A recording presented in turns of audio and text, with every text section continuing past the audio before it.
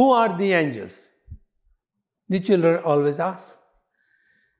The angels are the creations of Allah subhanahu wa ta'ala. They are made from light. They are the Allah's most obedient slaves. They do that which they are commanded to do.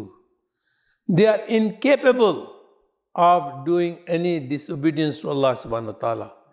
They are not male, they are not female. The top 4 angels are Jibreel alayhi salam, whose job was to bring all the revelation books from the mankind till Muhammad sallallahu alayhi wasallam. Mikail alayhi salam, who is responsible for rain and the wind. Israel alayhi salam, who is responsible for the death. Israfil alayhi salam is responsible to blow the trumpet.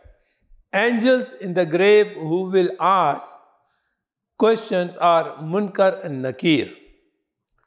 There are 2 angels are sitting on everybody's shoulders, are called Kiraman Katibin. Thank you.